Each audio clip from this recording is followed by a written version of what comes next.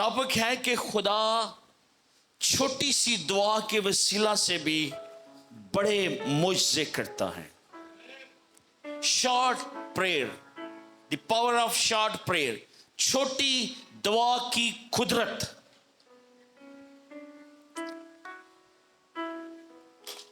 अगर बाइबल खुली है तो जरा देखें क्या लिखा है।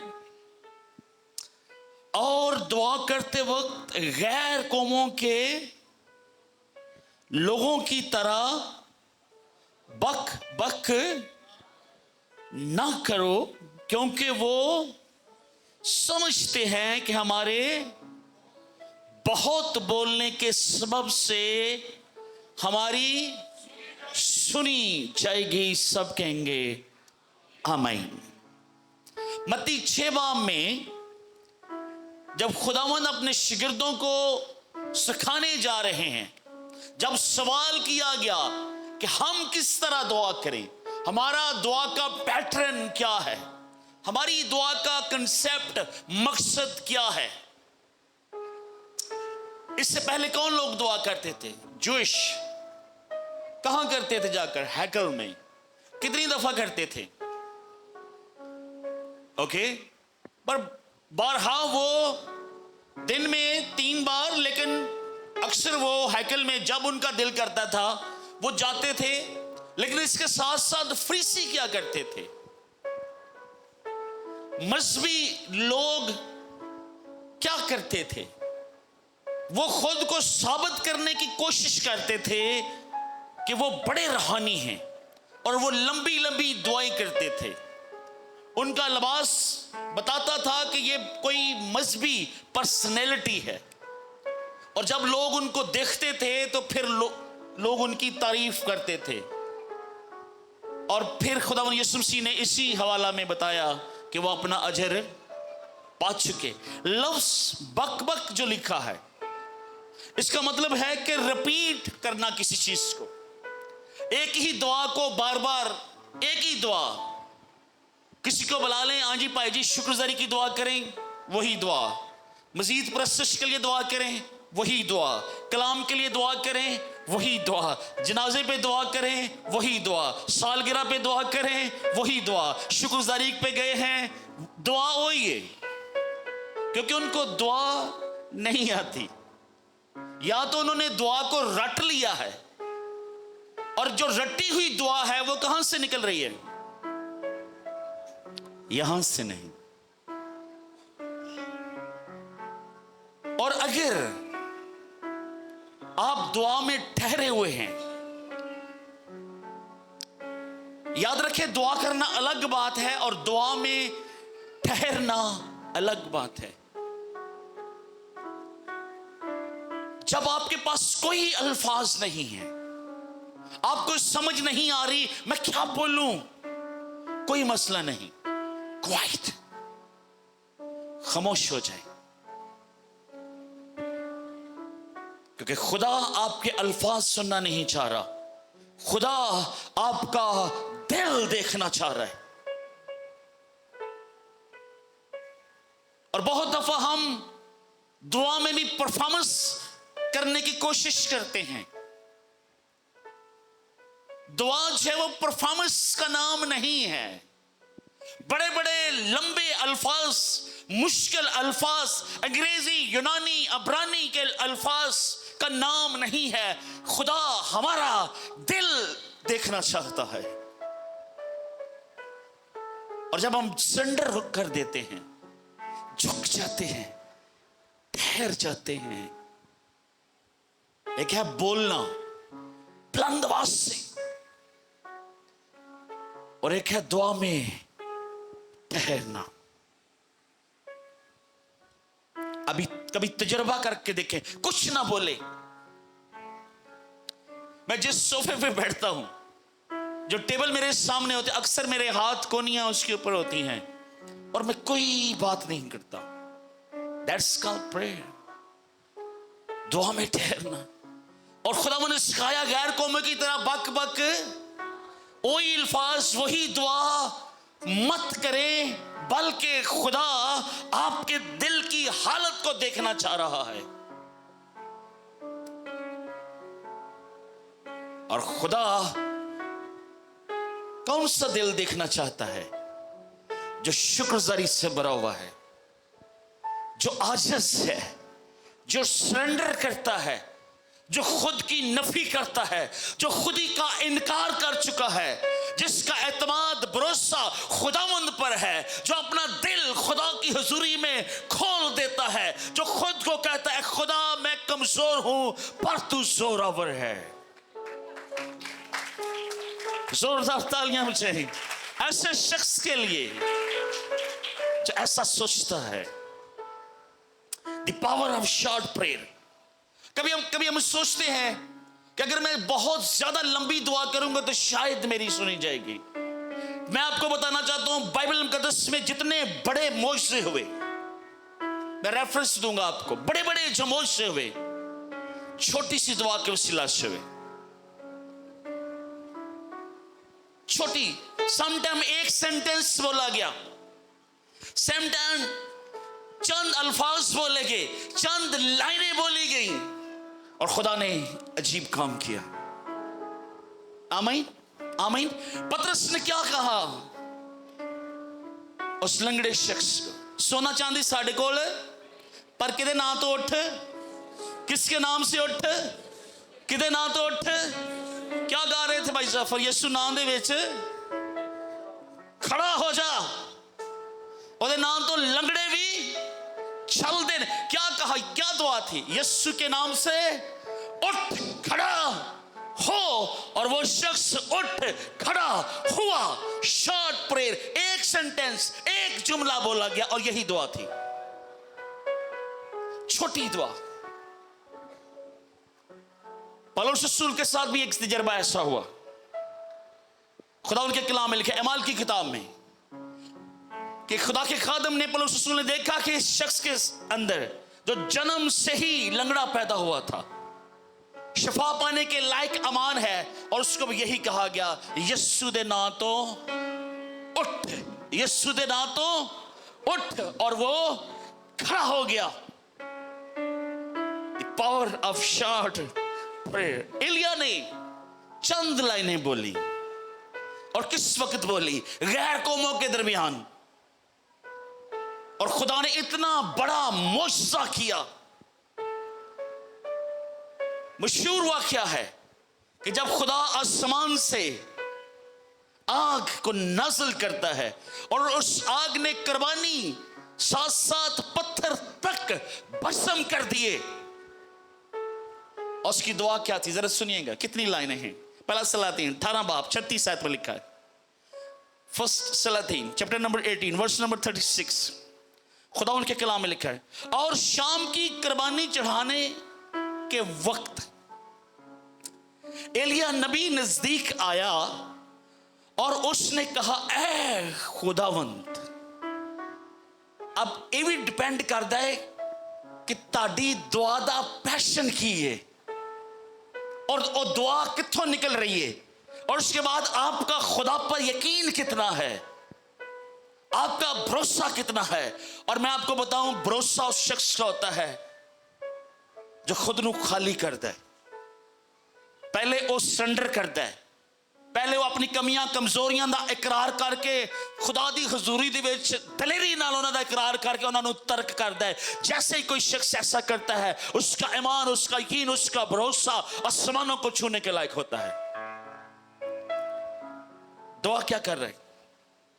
एलिया की दुआ, ऐ खुदावंद अब्राहम और इसहाक और इसराइल के खुदा, आज मालूम हो जाए कि इसराइल में तू ही खुदा है, और मैं तेरा, बोल दे, बोले मैं तेरा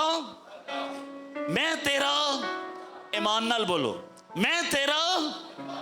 याकूब के खाते में लिखा, एलिया हमारा हम तबीयत इंसान था, और उन्हें दुआ की थी ते आसमान, इत्थे उन्हें दुआ की थी ते आसमान तो और एलिया की तरह बोलो। अब देखिए जरा एलिया की कफियत क्या होगी। पहला वो चंगा चढ़ा चुका है बाल दे पुजारियों, होर जोर लाओ, होर इंज करो, होर इंज करो, इंज करो। उन्हें पता सी जदों मैं कहना है अग आनी आनी है। कितना भरोसा सी उहदा खुदा ते। क्या आज लोग उस एतमाद और यकीन के साथ दुआ करते हैं? शॉर्ट प्रेयर, मैं तेरा बंदा हूं और मैंने उन सब बातों को तेरे ही हुक्म से ताबेदारी नजर आ रही है।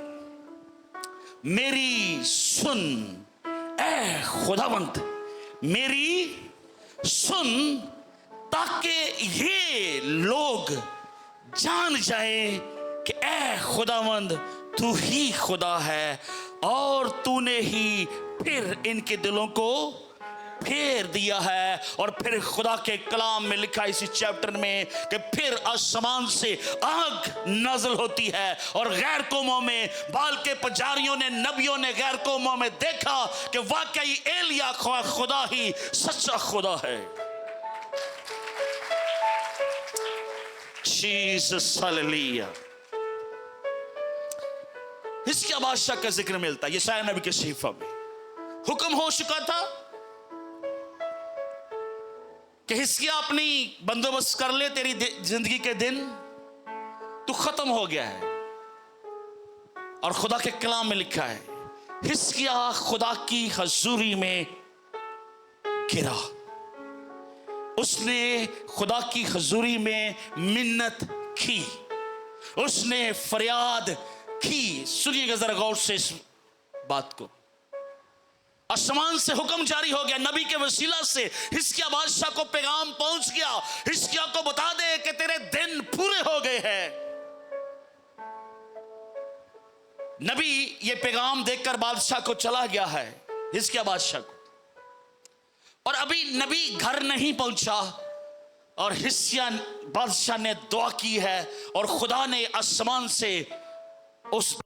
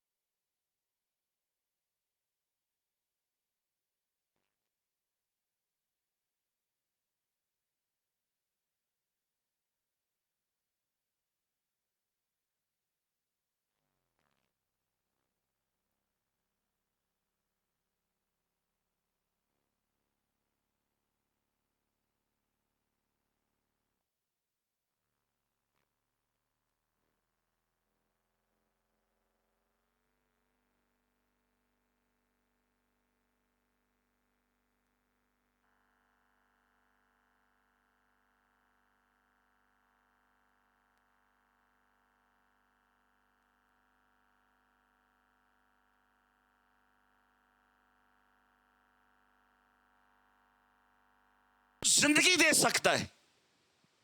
वो आपके अंदर जो ऑर्गन है उनको फिर से नया क्यों नहीं बना सकता? क्या आप उस खुदा की इबादत नहीं कर रहे? क्या आप एलिया के खुदा की इबादत नहीं कर रहे? क्या आप यशायाह के खुदा की इबादत नहीं कर रहे? क्या आप हिजकिय्याह बादशाह जिसकी हजूरी में झुका, क्या आप भी उसी इस्राएल के कदूस की परस्तिश नहीं कर रहे? हाथ उठाएं, कर रहे हैं कि नहीं? क्या खुदा आपके लीवर को ठीक नहीं कर सकता? क्या खुदा आपका बांझपन हील नहीं कर सकता? क्या खुदा आपको औलाद नहीं दे सकता? क्या खुदा वही खुदा आपको जॉब नहीं दे सकता? जिस खुदा ने यूसुफ को खूड़े से उठाकर, कुएं से निकालकर बादशाह बना दिया, वज़ीर आज़म बना दिया, क्या खुदा वही खुदा आपको उठा नहीं सकता? क्या आज वो खुदा इस हाल के अंदर मौजूद नहीं है? मौजूद है, यकीन है। आए उसकी प्रेजेंस के लिए तालीम से राबालाज़रा कबा शंदरो। Hallelujah, hallelujah. एक शख्स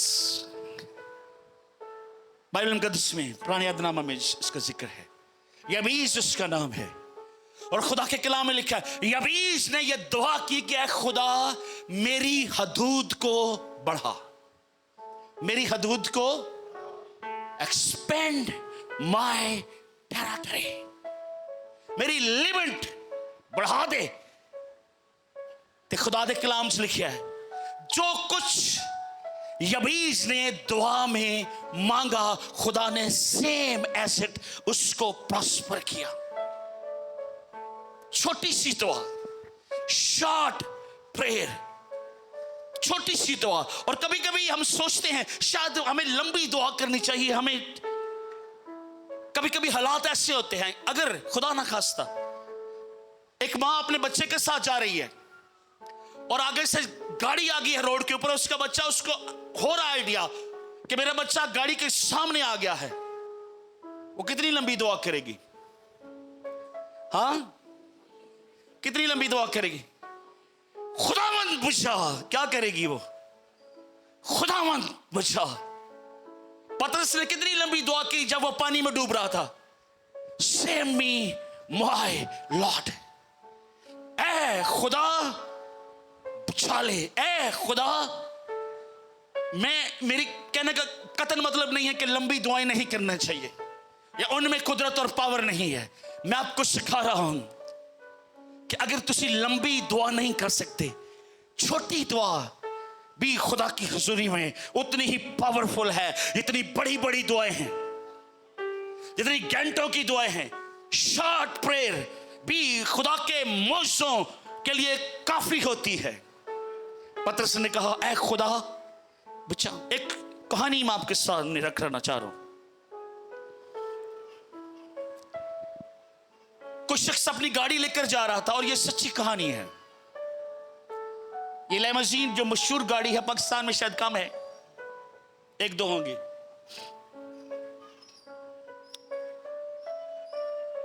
उस बंदे की गाड़ी खराब हो गई और वो रोड के किनारे खड़ा है। एक शख्स बड़ा वेल ड्रेस अपनी नई कार में जा रहा है, सूट उसने पहना हुआ है। उसने देखा एक गाड़ी खड़ी है, वो गाड़ी वाले के करीब जाता है और उससे पूछता है कि क्या हुआ? कहता पता नहीं, ये गाड़ी खराब हो गई है, स्टार्ट नहीं हो रही। उसने कहा ठीक है। उस किताब में लिखा है, उस शख्स ने अपनी टाई उतारी, शर्ट को ऊपर किया, कोट उतारा, उसका बोनट खोला। 2-3 मिनट बाद उसने गाड़ी के मालिक को कहा चलो अब सेल्फ मारो, और वो गाड़ी स्टार्ट हो गई। जैसे वो गाड़ी स्टार्ट होगी, उस शख्स ने अपनी स्लीव्स नीचे की, अपना कोट पहना, टाई वही सही की, कोई बात नहीं की, और अपनी गाड़ी की तरफ चल दिया। उसका ड्राइवर उसके साथ है। उस गाड़ी का मालिक उससे पूछ रहा है, भाई जी ठहरो, तुसी कौन जी? आप कौन हैं? उसने कहा मेरा नाम हेनरी फोर्ड है और मैं लिमोजीन गाड़ियों का मालिक हूं, कंपनी का मालिक हूं। और मैंने ये गाड़ी इसलिए नहीं बनाई कि रोड पे खलोती खराब नजर आए, एक गड्डी चलती नहीं है, इसलिए मैं खड़ा हुआ। अब जरा सोचें कि खुदा हमारा खालिक है, खुदा इस मखलूक का खलककार है, बनाने वाला है। हर चीज को बनाने वाले, उसके ऊपर उस मैन्युफैक्चर का, उस बनाने वाले की स्टैंप होती है। तो क्या खुदा ने आपको नाकाम होने के लिए भेजा है? दुनिया में दर दर की ठोकरें खाने के लिए भेजा है? और अगर आप नाकाम हैं तो क्यों हैं? और मसीह के मशहूर अल्फाज से, तुम्हें मिलता नहीं क्योंकि तुम मांगते नहीं। लंबी दुआ नहीं कर सकते थे, छोटी थे कर ही सकते थे। क्या अपने बच्चों के लिए आप प्रोटेक्शन को मांग सकते हैं? छोटी सी सुबह जब स्कूल जाए उनके लिए प्रोटेक्शन को मांगे, खुदा मेरे बच्चों को महफूज रखना, खुदा मेरे बच्चे के लिए जॉब के लिए दरवाजे खोलना। एक मशहूर दुआ है हबक्कूक की दुआ, उस पर थोड़ी देर के लिए गौर करते हैं, फिर हम दुआ करेंगे। हबक्कूक नबी जो है ये 700 साल पहले कबल मसीह का नबी है। ये वो वक्त है जब यिर्मयाह भी नबी है और हबक्कूक भी नबी है। यिर्मयाह, हबक्कूक, सफनाया और नहूम, कितने नबी हो गए? कितने नबी हो गए? यिर्मयाह, हबक्कूक, सफनाया और नहूम। छोटे अंबिया में इनका जिक्र आता है। ये चारों एक ही वक्त के नबी हैं। और ये वो वक्त है कि अभी नबूकदनेस्सर बादशाह जो मौजूदा इराक है, बगदाद को बगदाद के करीबी बाबल शहर है, उनको बेबीलोनियन कहते हैं। नबूकदनेस्सर बादशाह उस वक्त जोरावर हो रहा था और खौफ के साए मंडला रहे थे कि किसी भी वक्त नबूकदनेस्सर की फौजें जो है वो यहूदा की बादशाहत को मिटा सकती हैं। हबक्कूक यहूदा की बादशाहत के अंदर है और दो चीजें वहां हो रही थी। एक तो बादशाह जो था उसकी फौजी जो थे वो बेइंसाफियां करते थे। काजी जो थे वहां कोई इंसाफ नहीं था, अदालतों में कोई इंसाफ नहीं मिल रहा था। दोनों चैप्टर को पढ़कर देखिएगा। पहले चैप्टर में वो बादशाहों की कंप्लेन और शिकायत करता है, कहता है खुदा हर तरफ बेइंसाफी है। 3 बाप है हबक्कूक की किताब के, हर तरफ दगाबाजी है। मैं कब तक ये कहता रहूंगा, हाय खुदावंद जुल्म ही जुल्म है, कोई इंसाफ नहीं है। मैं कब तक ऐसा करूंगा? दूसरे चैप्टर में वो बाबल यानी नबूकदनेस्सर की जो फौजें हैं उनके मतलब बात कर रहा है कि वो हमारे ऊपर चढ़ाई करने वाली हैं, उनका डर और खौफ अलग से है। हम तेरे लोग हैं और ये हम पर कब्जा करने वाले हैं।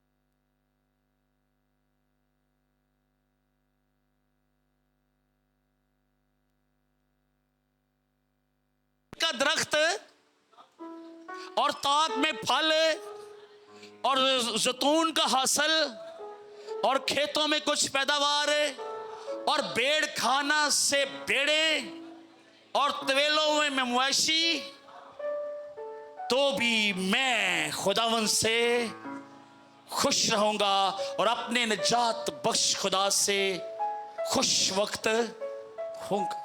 तो भी कुछ भी हो जाए, हर हाल में ऐ खुदा मैं तुझसे मसरूर रहूंगा। ये मशहूर दुआ है। चैप्टर नंबर 3 हबक्कूक, दूसरी आयत में लिखा है, ऐ खुदावन मैंने तेरी शोहरत सुनी और डर गया। ऐ खुदावन इसी जमाना में अपने काम को बहाल कर, इसी जमाना में उसको ज़ाहिर कर, कहर के वक्त रहम को याद फरमा। जवाब आता है तीसरी आयत में, खुदा उनके कलाम में लिखा है, खुदा तिबान से आया और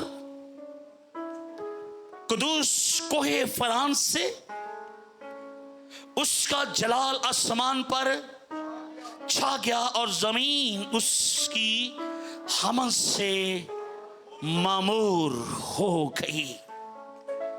खुदा ने उसको हर चैप्टर में जवाब दिया है और जब उसने इल्तिजा की है, दरखास्त की है, दुआ की है, तो कलाम में लिखा है तीसरी आयत गौर तलब है, खुदा तिमान से आया। तिमान एक छोटी पहाड़ी है जो बड़े पहाड़ कोहे सीना के साथ है। हालेलुया।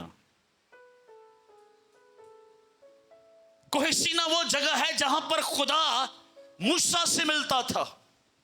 कोहे सीना वो जगह है जहां पर खुदा ने मूसा के वसीला से 10 अहकाम दिए हैं। कोहे सीना वो जगह है जहां पर खुदा मूसा को जलती हुई झाड़ी में नजर आता है। और तीमान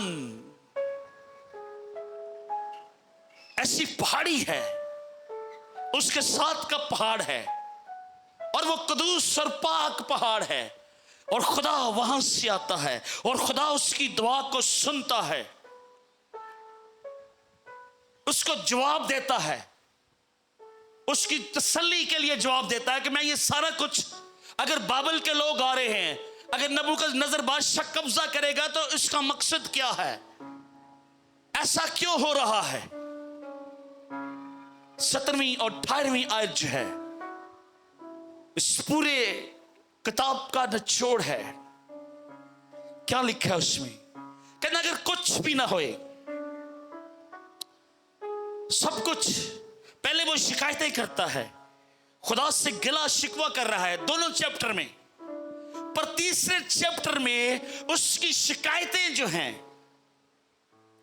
गिले शिकवे जो है, वो शुक्रगुजारी में बदल जाते हैं। आमीन। वो शुक्रगुजारी में बदल जाते हैं। आमीन। जब साढ़े को बहुत कुछ है, आम बात है कि हम खुदा की रहमतों का शुक्रिया अदा करें, लेकिन जब आप मुश्किल में हैं, जब आप परेशानी में होते हैं, उस वक्त जब आप खुदा की तारीफ करते हैं तो वो आपके ईमान की पीक होती है, और उस वक्त खुदा आपका ईमान देखता है।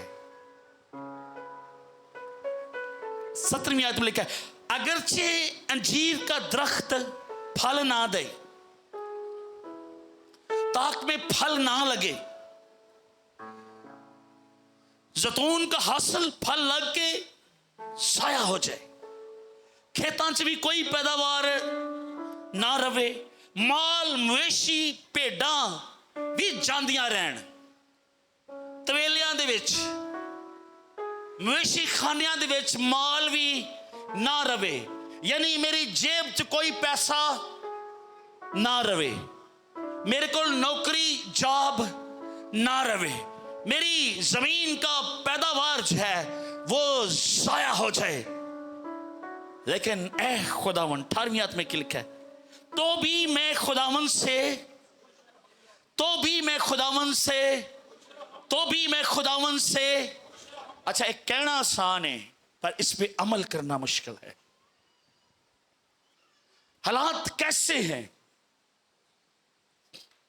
बेइंसाफी है, अदालतों में इंसाफ नहीं मिल रहा, हुकूमत जो है वो गरीबों मिस्कीनों के माल को जबरन ले रही है, कब्जा माफिया का अरूज है, गरीब गरीबतर होता जा रहा है, मिस्कीन जो है उसको मारा जा रहा है, जुल्म की दास्तां हर तरफ है, और उसके साथ गैर कौम हमला आवर होने वाली है। मुल्क के हालात इंतहाई खराब है, और नबी जो है रूहानी आंखों से अपनी कौम पर देख रहा है, अपनी कौम पर तरस खा रहा है,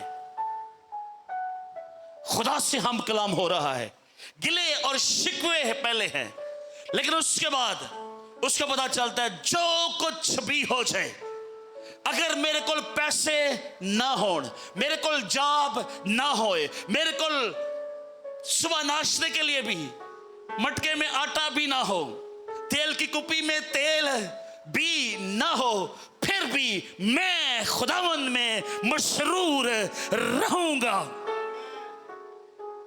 और अपने नजात बख्श खुदा से खुश वक्त। 19 आयत लिखा है, खुदावंद खुदा मेरी तवानाई है, यानी खुदा मेरा जोर है, खुदा मेरा ऊंचा बुर्ज है, खुदावंद मेरा चौपान है, मुझे कमी ख्वाह मेरा गुजर मौत की वादी से मैं किसी बला से। होता क्या है, कभी कभी खुदा मुश्किल हालात से हमें निकालता नहीं है, पर उस हालात में हमें जोरावर बना देता है ताकि हम ऊंचे से ऊंचे पहाड़ पर भी चढ़ पाए। हमें वो जोर दे देता है। इस पूरी जो किताब है, खुदा मेरी तवानाई है, वो मेरे पांव हिरनी के से बना देता है और मुझे मेरी ऊंची जगहों में चलाता है। वो मुझे हरी हरी चरागाहों में, क्योंकि वो मेरा चपान। ये उसका भरोसा है, ये उसका यकीन है। पहले उसने बड़ियां गल्लां कीतियां खुदा दे नाल, बड़े गिले शिकवे किए हैं, पर इन दी एंड जब वो दुआ करता है तीसरे चैप्टर में, तो कलाम में लिखा है खुदा उस पाक पहाड़ पर आता है। वही जगह जहां पर मूसा से खुदा कलाम करता था, वहां पर आकर उससे हम कलाम होता है और उसको तसल्ली देता है, और रूह कुदस उसको शादमानी देता है। और जब सख्तियों में, तंगी में, परेशानी में भी आप खुश हैं, तो इस बात की निशानी है कि रूह कुदस आपको उठा रहा है, आपको तकवीयत दे रहा है। आमीन आमीन। शॉर्ट प्रेयर, छोटी सी दुआ, चंद अल्फाज की दुआ, और कंटिन्यू दुआ करते रहें, मुसलसल दुआ करते रहें, क्योंकि खुदा वफादार है।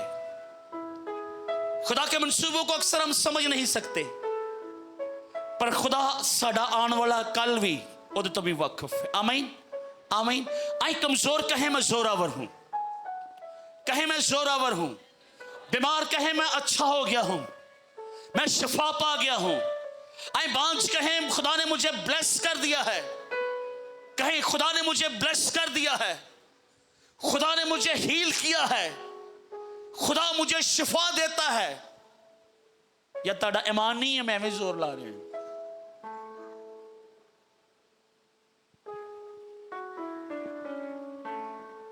जो कमजोर है वो ये कहे खुदा मेरे साथ है, खुदा फतहमंद है, खुदा मुझे जोर अता करता है, खुदा मुझे जोर अता करेगा। मैं हारा हुआ नहीं हूं, मैं जीता हुआ हूं। बेशक अबलीस मेरा मुखालिफ है, लेकिन मेरे साथ मेरा मसीहा है। इधर से आवाज नहीं आ रही। मेरे साथ मेरा यीशु है, जिसने सलीब पर फतह पाई है, जिसने अबलीस पर फतह पाई है, जिसने कब्र पर फतह पाई है, जो आसमानों में चढ़ गया है, जो वादों का सच्चा खुदा है, वही खुदा यहां मौजूद है। आमीन। Praise the Lord Jesus, hallelujah. इन्हीं की दुआ ते सिखारी सकने, छोटी दुआ। आए खड़े हो थोड़ी देर के लिए अपने कदमों पर। Jesus, hallelujah. कलाम हमें उठाता है।